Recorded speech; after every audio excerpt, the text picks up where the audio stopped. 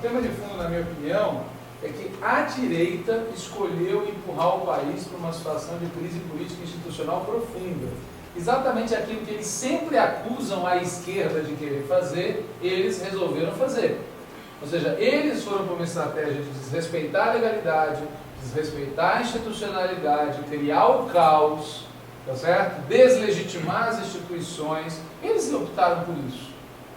E o mais importante é perceber é que isso não é só oportunismo de momento.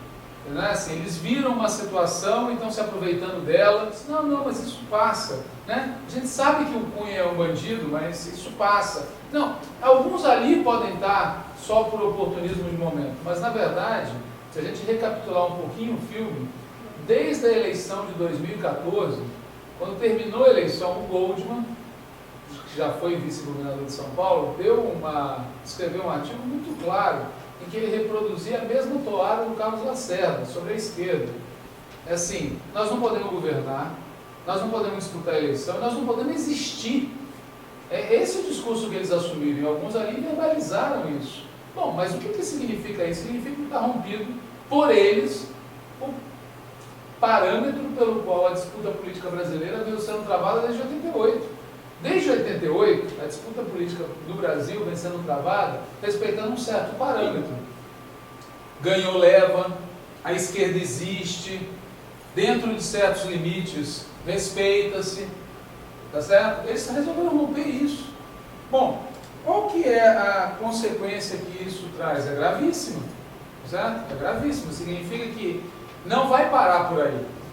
Significa que não é assim, nós vamos ter um governo Temer, depois vai ter eleição 2018, tudo normal. Não.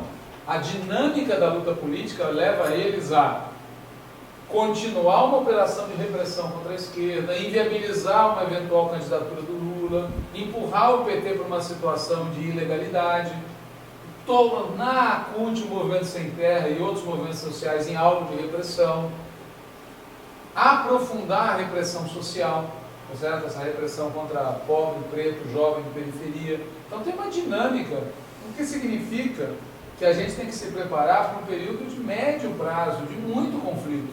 Mesmo que a gente tivesse ganho ontem, mesmo que a gente impeça eles de, por mágica, de admitir no Senado, mesmo que a gente reverta o processo, mesmo que a gente ganhe em 2018, essa tendência da direita de radicalizar, de romper o acordo, o parâmetro político do governo de 2022 vai estar dominando o cenário.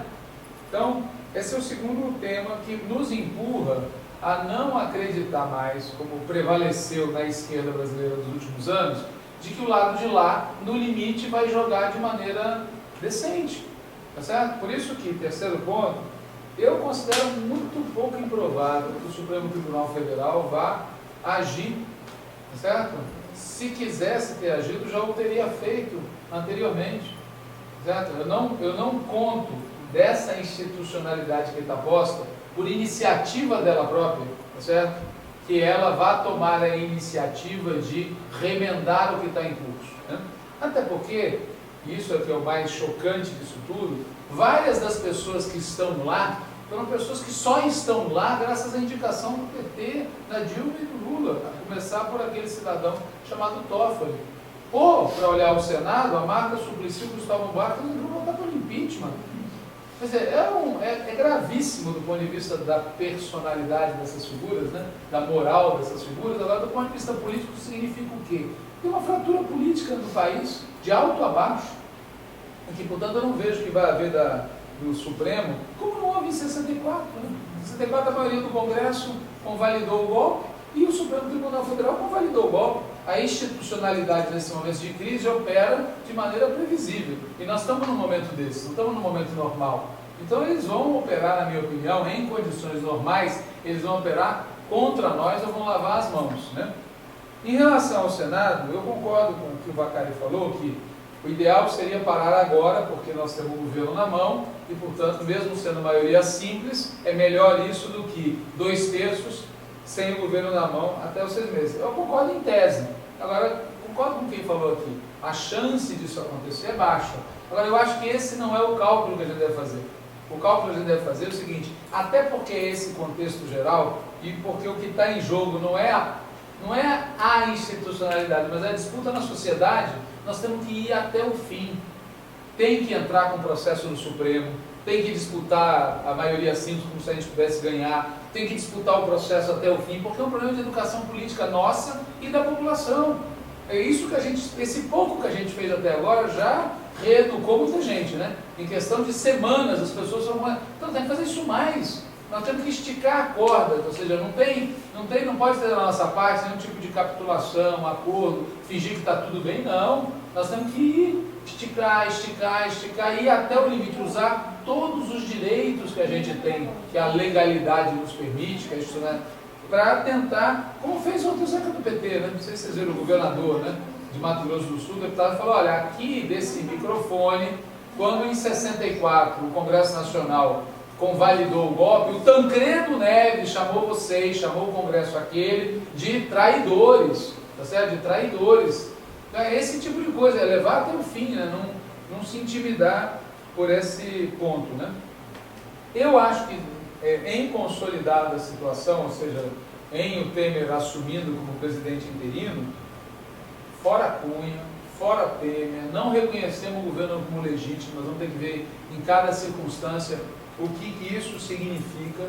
Acho que não vai ter também tempo fácil para eles, porque essa parcela da classe trabalhadora está assistindo, e de certa medida até agora, né? Esse governo está ruim mesmo? Bom, vamos ver o que vai significar, né? Porque, veja, militantes de esquerda, muitos militantes de esquerda, falam, não, pior do que está não fica. Mentira, vai ficar muito pior. Aí vocês vão ver a diferença, que é o que acontece em nível micro, em governos municipais ou estaduais, em que a oposição aos governos do PT acham pior do que está não fica. Fica muito, certo? Então também não vai ter tempo fácil para os caras, não só pelas razões políticas, mas também porque o quadro econômico não se resolve com passo de mágica, tá certo? Eles, para resolver o quadro econômico, vão precisar piorar muito o quadro social, porque o problema deles é de rentabilidade, é de rebaixar o salário.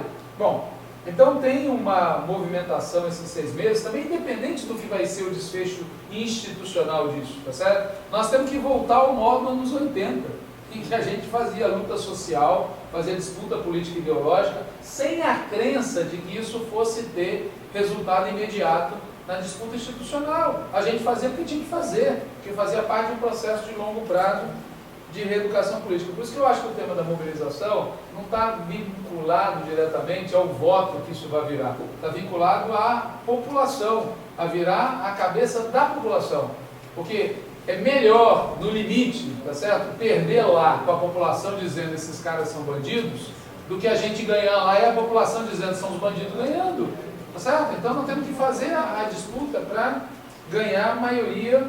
E aí tem razão que você falou, quer dizer, o tema não é só a democracia, o tema é dos direitos, tá? E por isso quem foi lá falar, toda vez o discurso do votar contra era votar contra pela democracia e pelos direitos que estão sob ameaça. Acho, por fim, que, insistindo nisso, a gente tem uma crise e é uma disputa de médio prazo. Mesmo que a gente consiga, por exemplo, chegar a 2018 e eleger o Lula, porque é uma possibilidade que os assombra, e por isso eu acho que concluindo a fase, concluindo essa etapa, se eles ganham, eles vão ter que vir para cima de novo, tá certo, do Lula e do PT, para impedir a gente de disputar a eleição. É esse o movimento, certo? O movimento completo é esse. E assim, insisto no exemplo, eles jogaram o país numa crise que lembro que ocorreu de 54 a 64, naquela década, que começa com a pressão sobre o Getúlio e tem o suicídio, e vai até o golpe militar. Eles jogaram o país nesse cenário. Então assim, mesmo que a gente consiga chegar em 2018 e ganhar, nosso governo vai ser um governo de recomposição das condições institucionais e políticas e sociais para vencer. Agora, eu estou animado com um aspecto, que aí na linha do realismo também, certo? Um aspecto é o seguinte, houve uma recomposição da mobilização. Assim, eu estava muito preocupado há 3 meses atrás com cenários da derrota com desmoralização, que era o ambiente que a gente estava, né? Era o governo levando pedra de todo mundo, a gente não conseguindo mobilizar as pessoas assistindo, todo mundo com raiva das coisas que o governo fazia ou deixava de fazer, O ambiente mudou, na minha opinião, completamente. Quer dizer, então eu acho que o ambiente mudou para melhor, entendeu? Sem fazer discurso de poliana, nós estamos numa situação em que, mesmo se tudo se conclua com uma derrota nossa agora, não é uma derrota em que a gente cai de joelho, arrebentado, desmoralizado. É uma derrota que a gente cai de pé, sabendo que está em jogo, em condições de travar uma disputa melhor.